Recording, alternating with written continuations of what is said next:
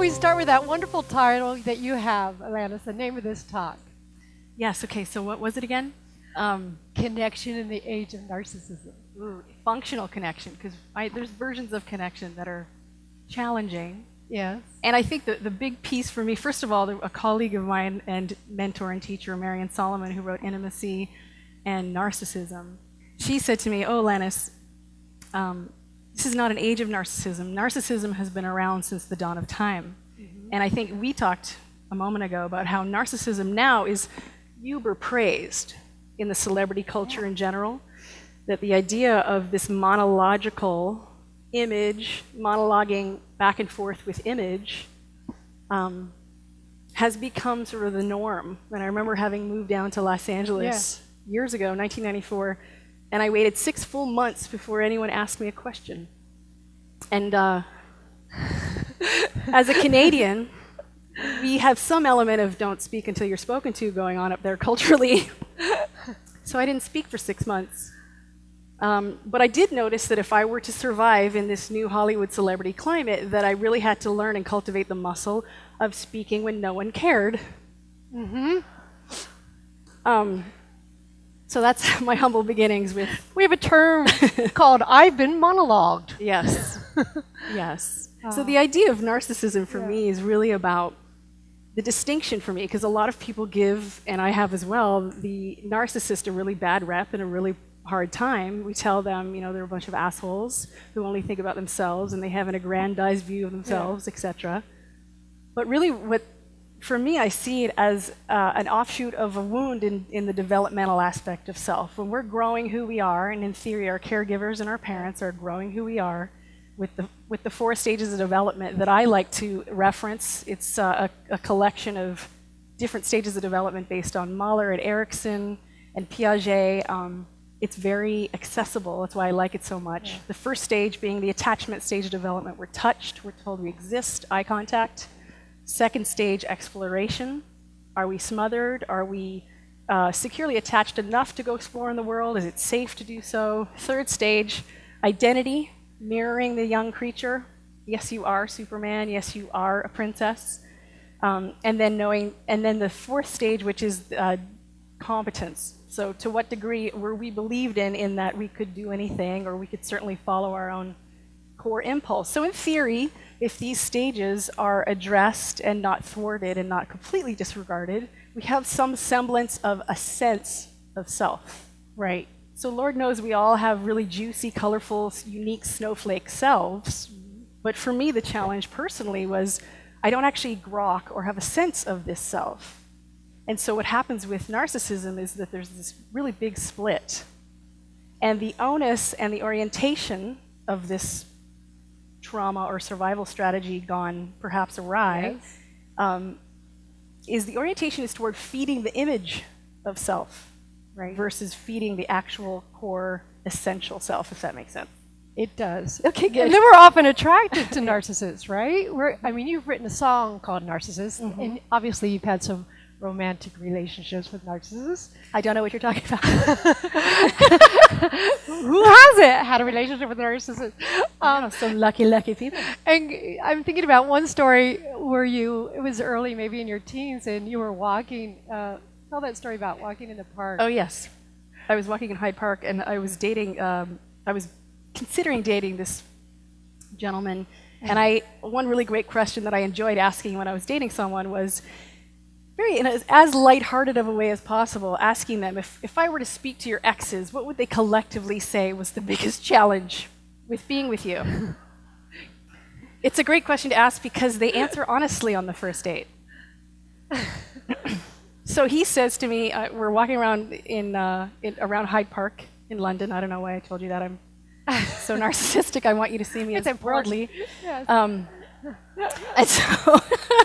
so I said to him, what would be the biggest challenge that your exes would collectively agree with unanimously? And he said, well, that I'm a sex addict and that I'm a narcissist. And I went, perfect. And proceeded to make out with him. But I guess the point in sharing this story is that because I had cut my teeth not only in the micro of my family caregiving climate and environment being narcissistic, But I was also, I also cut my teeth on how to be what I consider to be a co-narcissist, which is someone who very much knows how to flatter, how to interact with a narcissist if mandatory. And I would say if you have the narcissism playing out with a family member or a child or a colleague or a boss whom you don't want to walk away from, there's a few tricks of the trade that I learned early, and I'm sad to say that I learned it, but I did. A few things like avoiding eye contact, turning physically away. I also putter a lot when I'm with someone who's narcissistic. I move around a lot. There's something about my natural tendency as a child that was exploited and taken advantage of was that I would be sitting with someone who wanted to exploit or use, which is a tendency in narcissism, to have me be an appendage or an extension of not themselves, but of their perceived self, so their image. And I was the perfect candidate for it because I just wanted to be loved, so I'll do anything you need. You want me to be the prodigious, overachieving, perfectionistic little child, I'll do that. And then it would dovetail later on in the years with different people I would date. If you wanted to be with an it girl, I'll be Alanis Morissette for you. Can you talk about how you changed your behavior too? Like, I'm thinking about one guy that you dated, and he did not want to see and that he did not like that you enjoyed books. Right. And so what did he, tell him about your love of books. Tell me how many books you have, how you bought your house based on books. Right, I'm obsessed with reading. Some of it was survival strategy because it was the place where I felt met and seen and inspired, and some of it was just an essential quality of loving to learn. So here's an example of a core part of myself that wanted to share. I mean, the definition of intimacy is, for me anyway, is self being shared with a non-judgmental other self, and vice versa. So mutuality is the key for the functional version of relationship.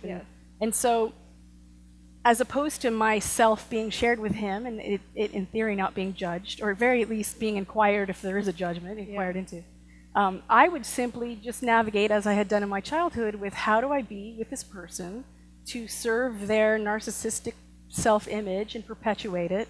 And so if that meant that in my personal case I literally went through my house, and I have about 2,000 books in my house, and I hid them. And so I put them in drawers, and I just hid them to the point where some people who did know me well came over and they were shocked. But I was really doing that to feel as though I was agreeable and suitable enough to be this person's appendage, because I hadn't begun my own active development of my own self. So why that was valuable for me at the time to have an underdeveloped sense of self was that in some ways it gives you a direct connection with the divine. Because there's no self, there's no ego to worry about, right? And so the spiritual communities often say, ultimately, if you want to tap into the divine in some sense, that ideally you would forego and transcend the ego. But the challenge was that my ego didn't have a developed sense of self. So yes, the boon and the perk of that was that I felt I had direct access to spirit, or whatever we want to call it. But the bummer was that I wasn't able to actually engage in functional dynamics and functional relationships, because the presupposition is that I had a self to share. And certainly there was a self in here, enough to write songs, enough to comb my hair, but not enough to really feel a concretized, grounded, healthfully narcissistic sense of self. And it comes back to upbringing too, and having a family that is valuing your talents and your musical abilities, right? But at the same time, they're also is focused on the image. So one story that I'm thinking of is on the night that you won your Grammys, and you had such respect for this particular family member that he would, adore you and recognize your music and who you were through your music. And then on the night of the Grammy, what happened? Oh yeah, at the time I didn't recognize it as narcissism, but he was really concerned with whether I met Ellen DeGeneres. And did you? Just kidding. I don't remember. Probably. That's a narcissistic question. Yes, thank you. Thanks, Dad. So basically, I think what that illustrates to me is that if ever there's a question of, am I in an interaction or a dynamic or in a relationship with someone who's challenged by this, for me it would really become about, is the focus on the image, the presentational self, or is the focus on the core self being developed? And so in intimate, committed partnerships, and I think healing is commensurate to the degree of commitment and intimacy. So if intimacy is required to have this version of connection, which I live and aspire toward and to, then it would require me to develop this sense of self, which is a bummer. Because here I am as an adult with an underdeveloped sense of self. I can't, quote unquote, go back and live my childhood all over again. The begged question is, how do I address this? Right, how do I get my sense of self? Yeah, and so there's a myriad of different ways. One, for me, has been to know the stages of development enough to know what itches weren't scratched, so to speak. So with attachment, if I think about my adult relationships where there could be some kind of a corrective experience, I've had some friends, I remember being on tour at the back of the tour bus, and I realized that I hadn't been touched as a celebrity in a long time, other than sexually, which is a whole other conversation. But I hadn't been held non-sexually in a really, really, really long time. And so I asked my girlfriend if she would be up for 20 minutes of holding me in the back of the tour bus before the show. And she adorably, kindly, generously said yes. So she held me, and I had to push through my my awkwardness with that. And I noticed after it was done, I thanked her, and I noticed that I wasn't craving the usual macaroni and cheese that I crave. I noticed that I wasn't going toward my addictive tendencies, and that there was something about having been held and touched that addressed the attachment stage of development. And then I would go through all of them and say, okay, if I need to be mirrored, perfectly appropriate in functional adult relationships to ask people to tell you what they see, and to be merciful when they do it. So you had that experience that was opposite that backstage, right? When you were involved in a relationship with a guy, and you asked to tell that story. That's a beautiful. So this is a great way for me to illustrate the difference between image being fluffed and self being acknowledged. So I did a show one particular night, and my boyfriend at the time was there. And I came off stage, and he was there, and I remember turning to him saying, "What do you think? What did you think?" And he said, "What do you mean? What did I think? Why does it matter? 45,000 people are screaming. Who cares what I think?" And I remember that moment thinking and saying, "I care. I love everyone in the audience, but I don't have an intimate partnership with them. And if I have these holes and an undeveloped sense of self based on not having been mirrored, as an example, I would need some sort of feedback from you in order to correct that, and are you up for it?" And in his defense, a lot of this kind of heavy lifting work in a relationship ideally would start after there's a commitment, whether it's marriage or some form of formalized commitment. Right. Because the three stages of relationship, as I see it, the infatuation stage at the beginning, second stage where, as Harville Hendricks says with his Imago model, you've married or you're committed to the person of your nightmares. And then it's very power struggle, nonstop fighting. You definitely, the first part of the journey being that you can't get your hands off each other. Second part of the journey, you can't get your hands far enough away from them.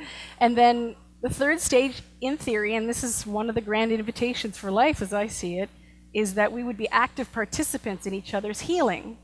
And one great way to do that is to actually get to know the history of this sacred, beloved partner across from you and their journey around the stages of development, that you can actually set up the dynamic to create a profound corrective healing experience. And why narcissistic personality disorder precludes this form of healing and correction as a potential is because there is no sense of self. There's no orientation to self, and specifically, there's no embodiment, there's no sense of being in one's body, and there's no sense of being okay with feelings.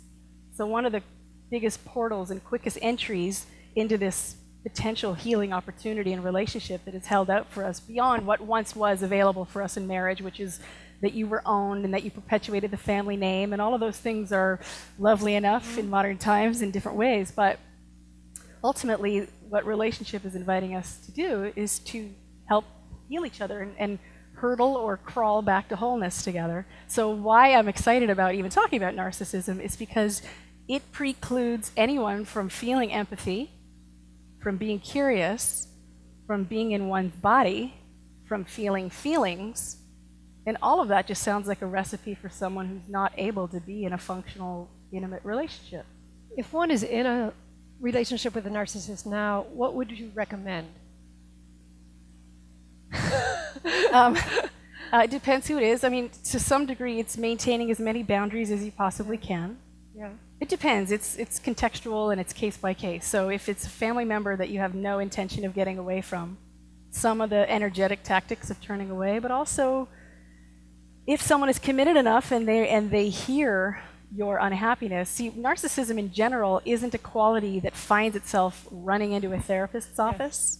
Yes. Because a therapist's office would invite someone to inquire about their core self. And that would require dismantling a whole entire way of life.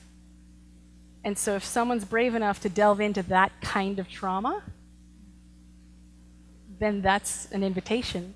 But more often than not, a narcissistic person who's dealing with narcissism has no desire to inquire in that way. Can you tell me what it was like once you discovered that you were in a relationship with a narcissist, and then what happened when that relationship ended for you? What was that like for you? Well, for me, the begged inquiry at that moment was to really investigate my codependence issues, like my self-care, my capacity to have boundaries. Setting boundaries is the surefire way to develop a sense of self, continue to say no and yes and no and yes. It requires tuning into body sensation in order to listen to your gut. Right. And for me, it was hitting rock bottom and realizing that what I yearned for, this quality of connection, was not going to be available for me if I kept playing the co-narcissist. And so I did a lot of work with developing self, deepening intimate relationships outside of the romantic field. On a personal level, I declared a moratorium on even dating for a hot minute. Right, there was a great song, Yeah. right, that you wrote, Yeah. Moratorium. And then Yes. Seeking in Praise of a Vulnerable Man, another song Yes. that you wrote.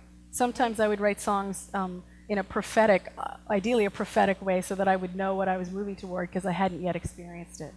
So I know we're at, That's a at the end beautiful of our experience. moment. Yeah, thank I you. love that. So I just basically, my main reason for caring about this is because in order to have this connection with the divine and connection with each other, connection with one's own self, this culture that we find ourselves in on a value system level, on a relational level, is not necessarily inviting us to push beyond our own narcissistic wound adaptations, basically.